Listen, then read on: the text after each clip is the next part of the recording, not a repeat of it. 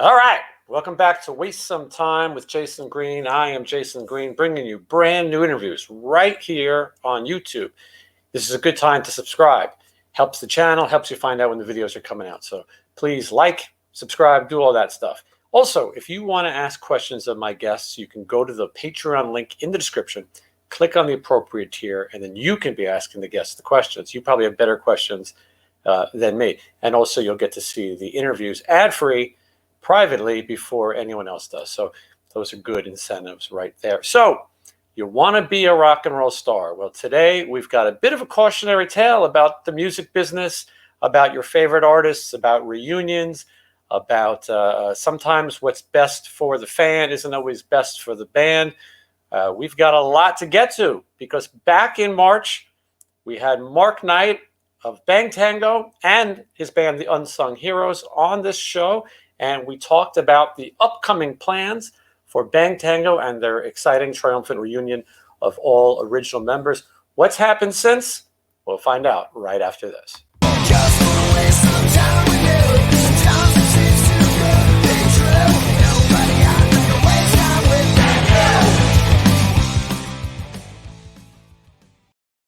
All right, please welcome Mark Knight. What's up, Jason? I should say, welcome back. I'm glad you're back. And listen, we're going to rewind a little bit, but I want to make sure people know that you have an album out. Since Bang Tango last recorded original music, which is around 1995, you've made 10 albums at least of music. You have your band, Mark Knight, and the Unsung Heroes. And I want to make sure people, we'll talk about it more at the end, but I want to make sure people go and listen to it. It's really good music. You can go to Mark's website also and purchase a physical CD that he'll sign for you. And you can get these commemorative 2020 Bang Tango guitar picks. These are going to be collector items, trust me. So it's not just the world of Bang Tango. But I've got to say, in March, you were here. We talked about the history of the band. A lot of my Patreons had questions about Bang Tango style. A lot of those things we talked about in our first interview. So I want to make sure in the description, if you want to know about the history of Bang Tango, we discussed all of that, and you can go back and watch that interview. This is about the present and the future of Bang Tango, which, you know, Mark, you put up you went on the Facebook and you put up a post that was the post heard around the world. When I say heard around the world, you know, a few metal magazines and websites picked up on it, and it made some news, and so we're gonna talk a little about that news, and also, so what I want to first get to is, okay, so Bang Tango doesn't make original music since 1995. Joe goes out with sometimes less than par lineups, never the original lineup for a lot of years, and then in 2019, you guys decide to reunite with all 5 original members. So maybe first you could explain to me how that reunion even came about. You know, I mean, to be honest, I think Joe was a little frustrated with the lineup he had at the time. He had done a bunch of, he just came off a tour, and I think that, you know, his best bet was to get the original guys back together again and do something. And, you know, he kind of came at me and asked me, and it took a while for me to take his call, honestly, because of just a lot of the weird dirt that had gone down. And eventually I took his call, and I think that's really what started it. And I was willing to give it a whack, and all the other guys were, and that's how we kind of like pulled this thing together and did the reunion. Yeah. So I mean, and that does happen with a lot of these bands. Sometimes when you only have one original guy, they kind of exhaust the bookings. You're going on really low in bills, and this has been the time to get bands back together. And you know. You guys toured with Bullet Boys back in the day, and we were talking about this in our first movie. They got back together. Another band that was quite dysfunctional, but is making the best of it. And so it seemed like a fun thing to see you guys on some of these festival bills. And as we were saying, it's very rare to see all 5 members of a band back together. Now, you guys get together, and and things are going good. Everyone's texting and having a group message, and it's like the old days, except you didn't have cell phones back then. And you play the first show at the Whiskey on the Sunset Strip. The world famous Hollywood Whiskey A Go Go, sold out show. Tell me what that show was like. It was great. We were just absolutely thrilled to get back together again, and it was the big honeymoon stage. Like I might have said last time, but it was absolutely great just to hang with them, and it was going back to like some music I hadn't played in a while, and years of not doing that music and bringing it back with the original guys was really cool. I mean, I love those guys, and it was super cool. We went out, a lot of hard work, honestly, to get that thing together. And I kind of took on the managerial department of putting a lot of the business end of things together to do that whiskey show. So there was a lot of work, but it came together, and the show was great, and we all got up there. 5 of us hadn't played together, in whatever, 30 years or something. We did a couple ones in between there, but for the most part, hadn't got up on stage together. And we put in a couple good rehearsals. I think we had it pretty much together, and I think we pulled it off, and it was a lot of fun. Does everyone live in California? I think Kyle lives in Vegas. Yeah, 2 of the guys live outside of LA, and 3 of us live in the LA region. Yeah, but you were close enough to do those rehearsals and sort of make it work. We had to orchestrate all that. We had to book time. Everybody had to come in and book hotels, and to stay here and do it.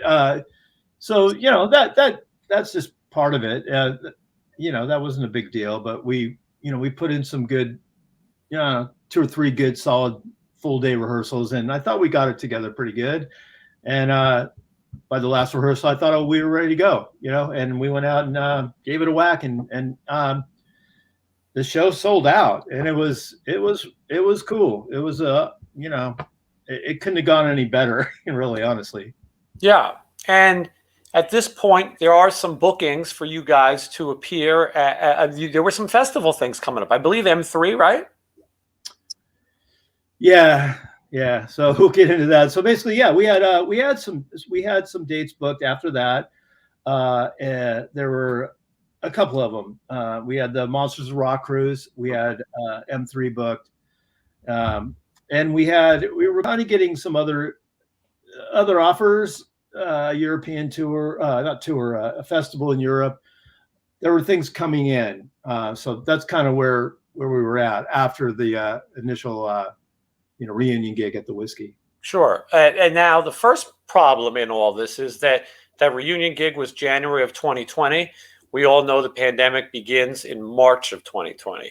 So plans are obviously put on hold, which is a tough thing with this. You're so invested, and you guys had to put some other things aside, including your own music, to make this to make this work. And I'm sure other guys have work or gigs. This is not $1 million investment, but definitely $1 million.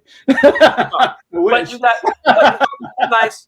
There's some nice paydays to go, and not bad going on a cruise and seeing the old guys. Exactly. Yeah. I totally agree with that. Definitely, some of the other guys didn't, but I did agree with that. What you're saying. So there were some cool things that were out there on the table, and for whatever reasons, people have their lives, people have their businesses, people have, they can't break free. Other guys could maybe, but there were some good, like pretty, like I said, high profile kind of gigs on the table that were basically, turned down, and for whatever reasons, they didn't manifest. The M3 we were definitely booked for, and then that got postponed like 4 times or whatever it was. And at the end of the day, there were some things that just didn't work out with some of the band members to make that happen. So we didn't do that. So there were it was getting to the point where we had the pandemic, we had all the we weren't getting booked a lot because nobody was doing anything. Sure. And that kind of cleared up. We were still not getting booked. I don't know why. You got the original guys, but it wasn't really happening. But we still had some decent shows on the table, and we ended up taking this recent show in Florida, and now that's kind of like rushing to where we are today and right now. But anyways, those other shows, for reasons people have in the band, we didn't do.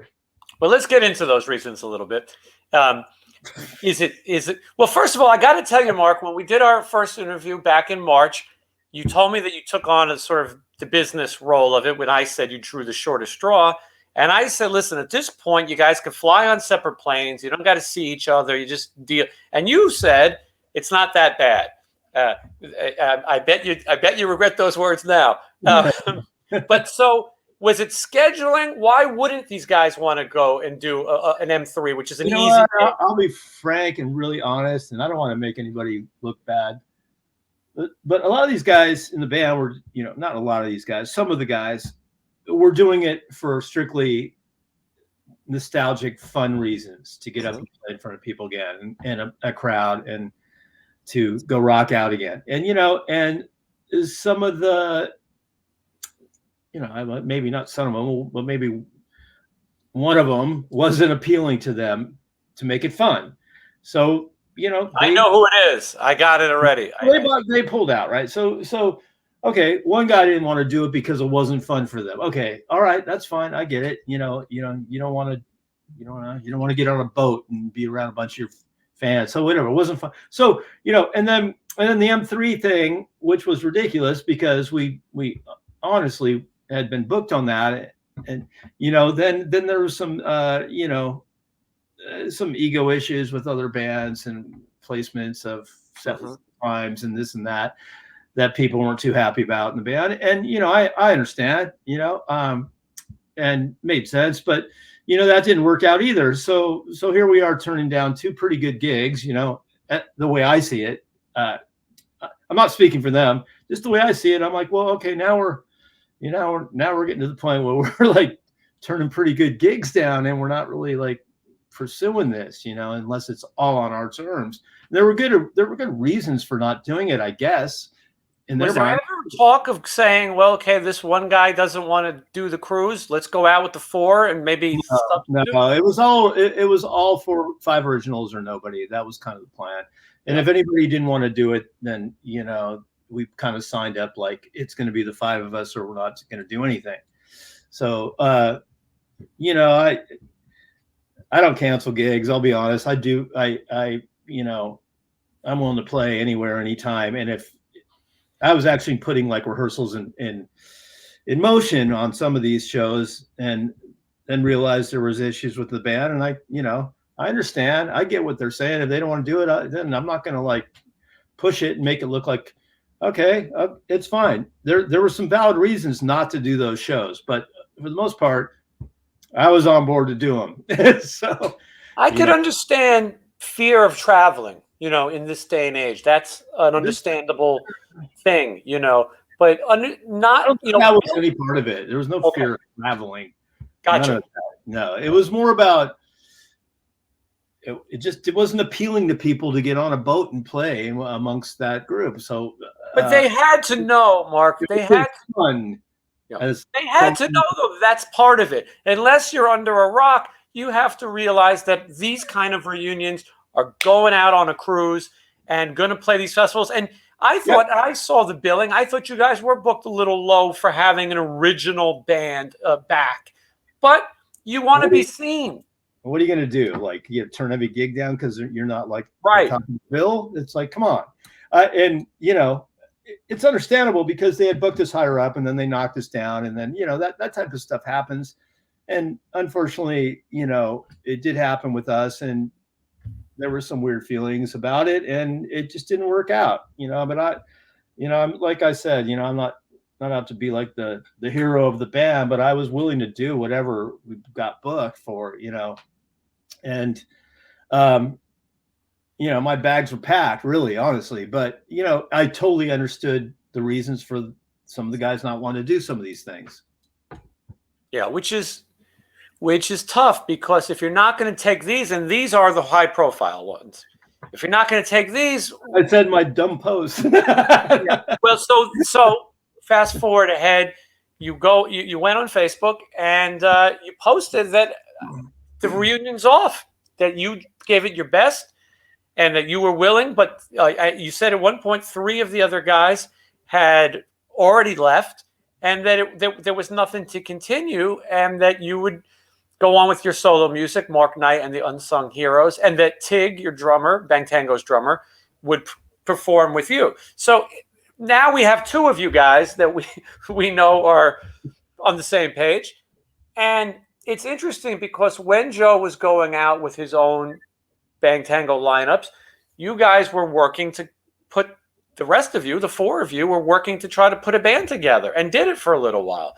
And so so now we've narrowed it down to 2 people. Now, you made it clear that you didn't want to come on here and be a bad guy and stir this up. I mean, I think it's good to set the record straight of what happened, but you're not looking to blame people. And obviously, people change, personalities change, or in some cases, maybe they stay too much the same. I have to think, exactly. I have to think, though, that Joe was up to do this. You know, I don't know if you want to say, but maybe did he have an issue with the placement? You know, what the placement of the M3 you're talking about? Yeah. Yeah. You know, it was kind of the whole band's decision in a sense, you know. Right. But what really came down was, you know, one of the guys left the band, right? So when one guy leaves, the other guys are looking at it like, well, it's not original guys, so this is what we signed up for. And the news came to me, and I learned through, you know, eventually another guy in the band told me, which was kind of weird because it was a roundabout way, that, you know, basically like, you know, 3 of them had left the band, right? So because one guy left, 2 guys followed, and then it came back that you know, I was approached to kind of resurge it and do it with maybe a couple other guys, and I wasn't interested after that because the original guys weren't there anymore, and honestly, I was the last one to know. So it's like, hey, man, you know, you guys want to go bail out in the band and then come back and try to get me to do it with different people. It's not going to work with me. And, you know, as much as, you know, I wanted that to work, but I'm not going to go. My heart just wasn't in it anymore. I wanted the original guys to go out and to continue on and do it and continue on. But once this weirdness happened, and, you know, 1 guy quit, 2 guys quit, then 3 guys come back. You know, it just became like bizarre to me, and it didn't make sense. I'm no Sherlock Holmes, but I'm willing to bet that one of the guys' name was Kyle. Call it crazy. And there are 2 guys in the band named Kyle. One guy actually is named Kyle twice. Got a 50-50 chance. Yeah. And you could say that if Tig is working with you and Joe, you weren't going to do it without Joe. You weren't going to continue Bang Tango without the singer. It wouldn't make sense. So those guys obviously had some problems. Now, Kyle Stevens played on some of your records, though. He played music with you as well. Mm-hmm. And yeah. So and this is what I'm not going to let you throw. I think you did some. Say it again. I'm feeling you did some homework. So go ahead. You know what, though? Not as much as you would think. Just by listening to you, you can kind of process of elimination. And I don't want to throw anyone under the proverbial Monsters of Rock boat, but this is the big problem with bands getting back together. The fans want it so bad. Of course, there's less and less of fans, you know, as time goes on, but there are people who are passionate about the bands they grew up seeing, and they don't always understand the inner workings of something like Faster Pussycat or those type of bands. Brent Muscat once told me that sometimes what the fan wants is impossible for the band, and there's so many issues. This guy likes this guy, but this guy doesn't like that guy. And I remember that some of these bands would try to. 2000 was a big time for reunions. 2001, and a lot of these bands they weren't prepared for what touring is like now. Fly dates, you know, you better pack light. It's not this thing that it used to be. And so I understand that some of these guys might have not completely understood. But then again, they've had 20 years to watch other bands do it. These were the high profile shows. Again, you were on board. I'm not sure what went wrong. I'm in that time. Yeah, I don't think that was a problem with this reunion. I think we all wanted to make the fans happy as best we could and do it. And the reality of it, you're right. The fly-in dates, this and that. There's a lot of it's a lot of work, but I don't think anybody pulled out of this for those reasons. Like I honestly think that we all could have made it work if everybody was on the same page.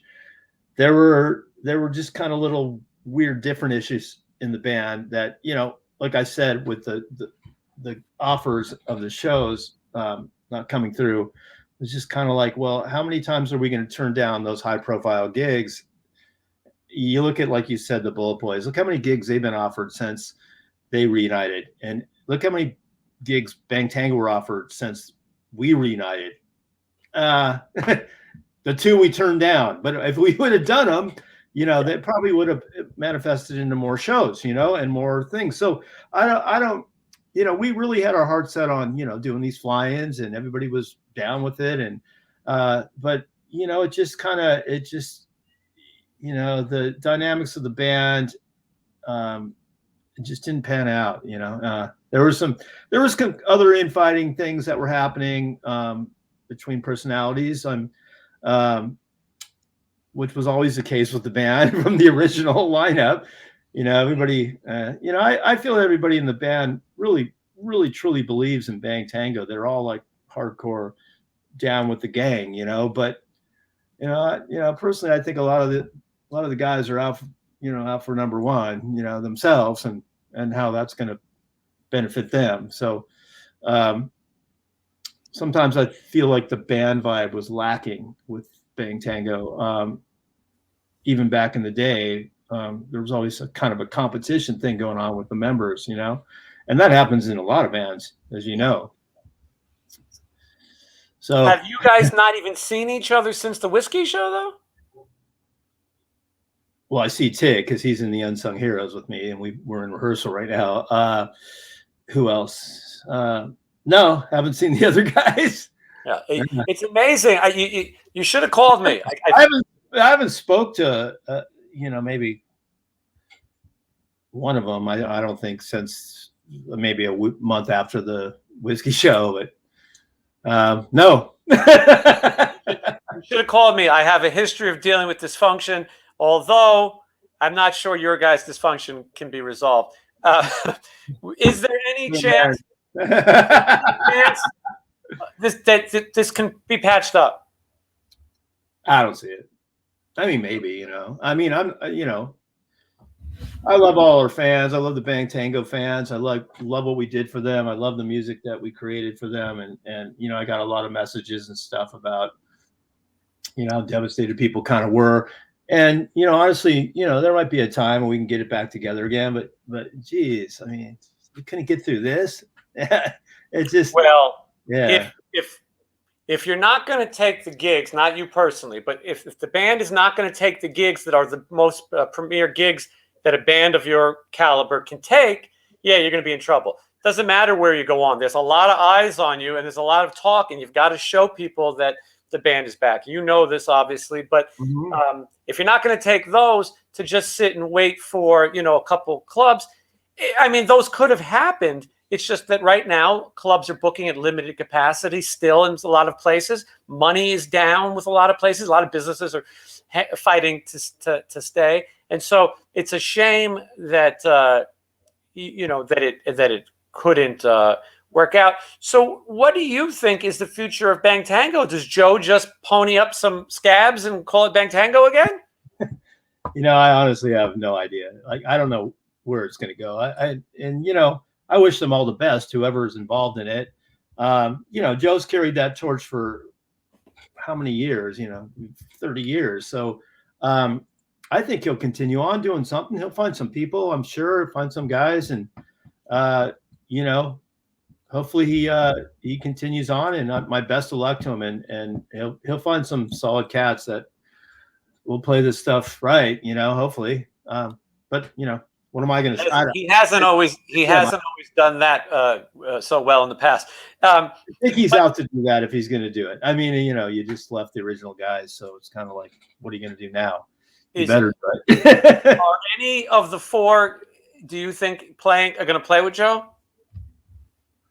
I mean, I don't know. You'd have to ask Joe that question. Possibly, yeah.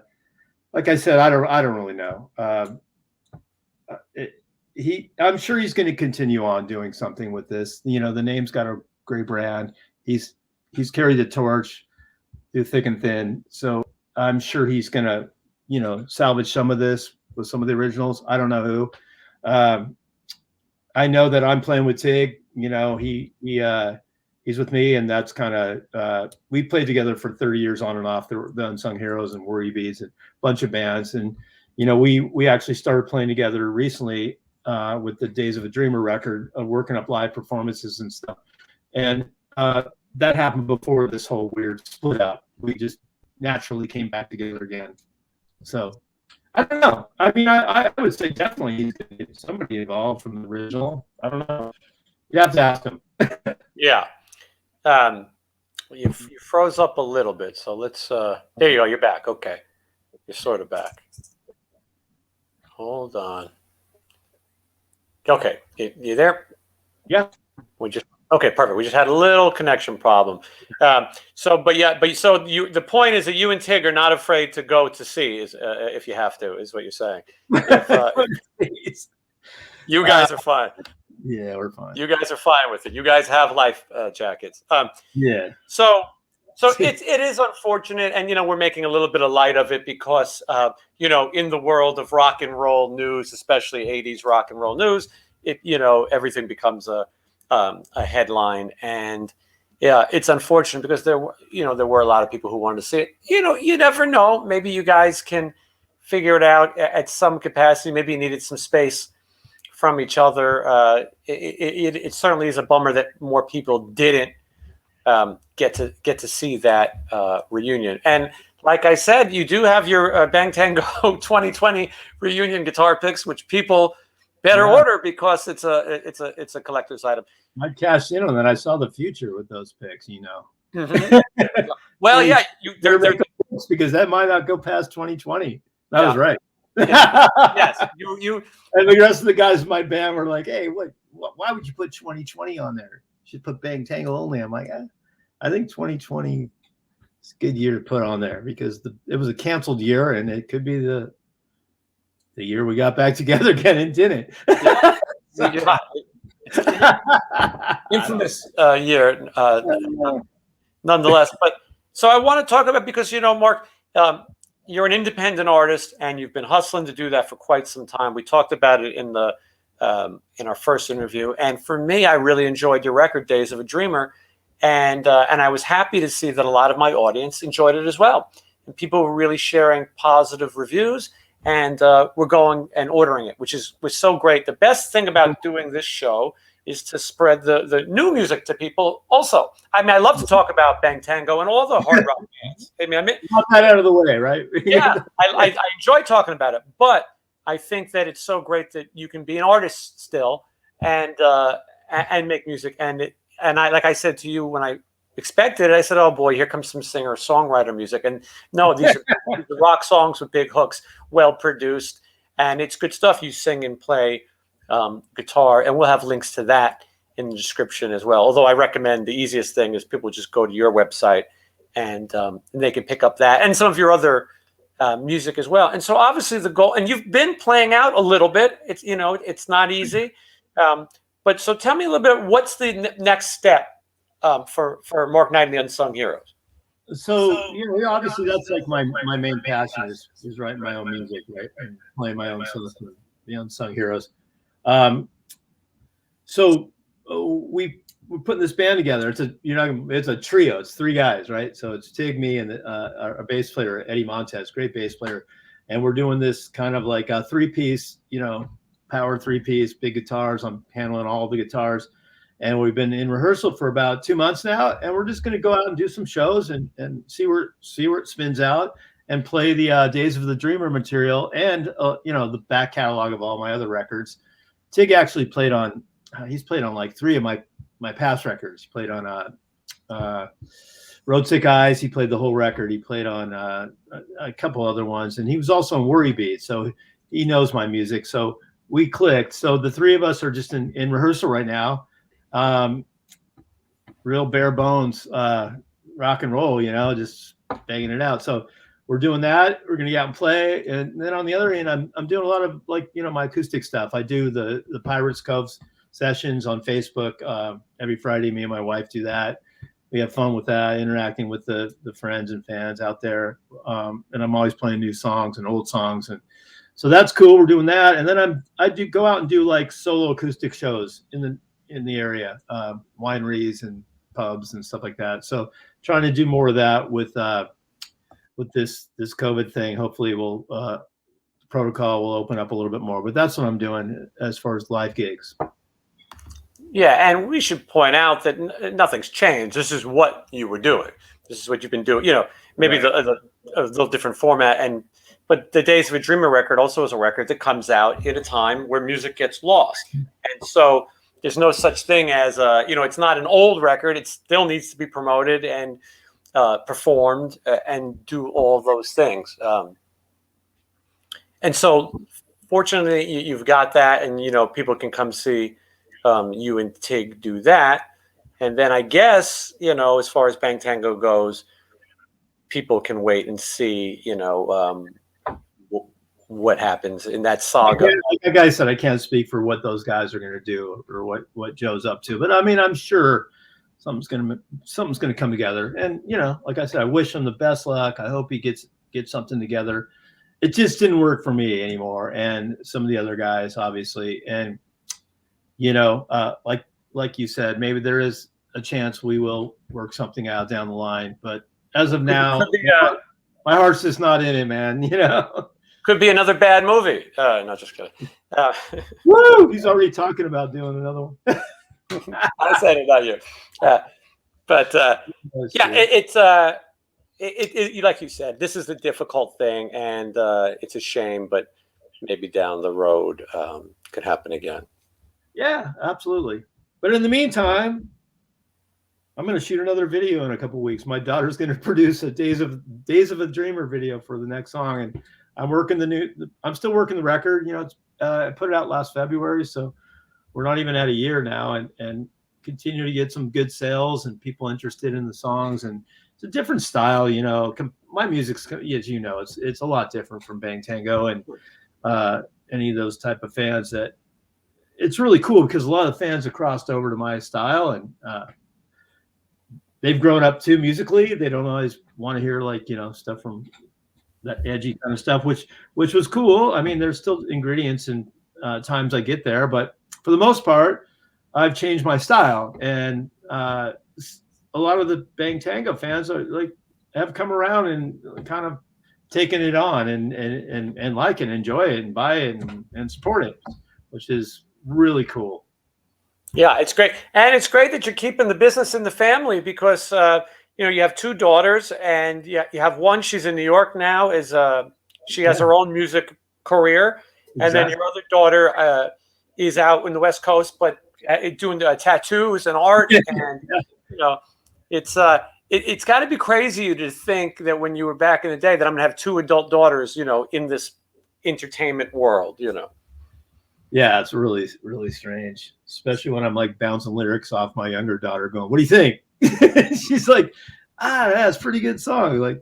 And she challenges me, and then she's like, "Hey, I'll write one, you write one, and we'll see who writes the better one."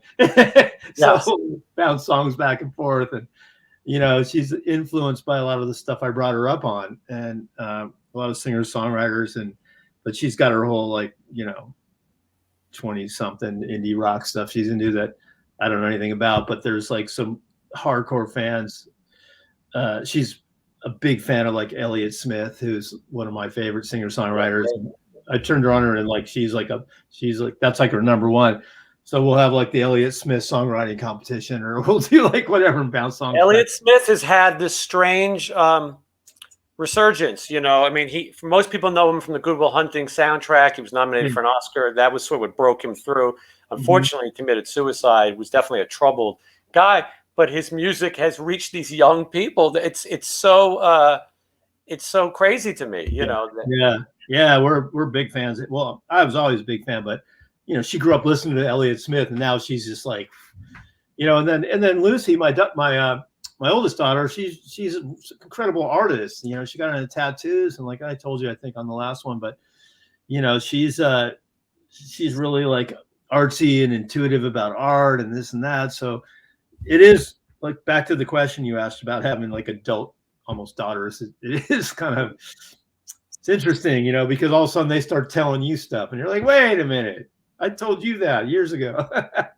Young people discover stuff so differently now, and we should be thankful for it, that this new technology and things, they get it instantly, and they're onto music when I think there's no music. I went to see the Rolling Stones, and one of my friends told me there's this band Måneskin, and I said, what is that? Like who cares? And they won this Euro thing, but then you see them and you go, oh, this is going to be huge, and it's and obviously the Rolling Stones knew better than I did. But yeah, there's a whole new world of music out there. It's cool about having daughters that are younger, because they turn you on to that stuff and keep you kind of a little current, not like dinosaur like. Right. And then I used to go see Motley Crue and the Stones, but hey, the music's always evolving, and there's a lot out there that we don't even know about because we don't pay attention to it because we're old, older cats, but it's still, there's always a pulsing scene for artists and new music. From these young kids, and it's still out there. I don't think they put as much into it as maybe our generation, because we worked hard to play our instruments, but it's definitely there. And with this new technology, getting signed and things, the things that you guys Bang Tango went through, and having people spend your music video budget and giving you bills and all these crazy things. Nowadays, you can do it yourself. If I wanted to do this kind of a show, I auditioned for MTV when I was younger. You have 10,000 casting directors telling you what you can do. Now you just log on, and if people think you're real and sincere, you can be success at it. You know what? You're probably getting more views and followers on your own, how you're doing it, than if you had some big corporate budget you'd have to pay money to like support that and promote it. I definitely feel that way. I think people when you came on early in this show, that was in the very first couple months. And it's grown because people know it's sincere and it's real conversation. I don't edit these things, we talk. And I think people like that. And it's so great that we can talk about, that we can, like I said earlier, that we can reminisce about, Bang Tango. And you're a great personality for it. Like I said, you're like my fave podcast guy. I've already told you that. Just because it's like you have a gift to talk about these things and talk to people and kind of open them up and be sincere about it, and not just go after what you want to get out of people. Some of these podcasters are kind of fishing for like something to make a story out of, or a clickbait or a clickbait headline. Clickbait, yeah, and a drama tag. Which this is going to be, Mark, just so you know, this is going to be a clickbait headline. When I see one of my friends or someone that I admire get into one of these situations, I go, do I really hit them up? And I said, well, you know what? People have a right to know what happened with Bang Tango. And so I hit you up, and I think we handled it with respect. And, you gave an honest answer, but there'll be a clickbait headline. So people, people tune in. You're the only one who's talking, though. I don't see any of those other guys talking. Right. But you have something to promote as well, and so the fans should know that you didn't quit music. You're doing what you were doing. Reunion just didn't work out for now. I never quit music. I've been, like I said, I put out at least 10 full CDs for. I continue to write and make records. I mean, I have a whole nother new record written already. Mm-hmm. So that's just what I do. It's not like, hey man, I'm still living off the past. I mean, I love that stuff, but geez, I've like I said, 10 records under my belt, and different styles of music and different bands and different things since the original Bang Tango had broken up. And it's like, I go back and play and be like, yeah, it's nice to visit. Yeah. But Wow, man, it's like when it's me at 25 as opposed to me at 55 or whatever, or all those other years of different evolvement in music that I've tried to like do over the years. I just try to like evolve as a musician, as this what I do. So as far as the other guys, I don't know, they're whatever. Yeah, they're not very. Let's call them, Mark. Let's call those guys right now. Let's call them. Let's call Kyle first, because he likes to talk the most. He's always happy to be out there mingling. Yeah. Anyway, I haven't talked to him in 2 years. I had a feeling. Yeah. I live in the same state as him, and you do. And I still haven't spoken to him. Talented guy, though. But anyway, at the market at 4 a.m. Say it again. Maybe you'll see him at the market at 4 a.m. or something. That's probably most likely. Yeah, where I'll and I'll make sure that I go live. You know what I mean? You'll get them. Yeah, but Mark, thank you so much. I appreciate you coming on and sort of clearing it up a little bit and letting fans know what's going on as much as you know, and then again reminding people. Days of a Dreamer available now. Click on it and check out the music. It's wherever you can find music, and we look forward to more. And Mark, when you have some new stuff, you'll come back and we'll talk about that as well. Or if you decide to reunite again, we can talk about that too. First guy I'll call, Jason. Man, you're the man. I appreciate being on the Bang Tango roller coaster as it happens. All right, Jason. Thanks. Happy holidays, Mark. All right. Thank you. Take care, brother.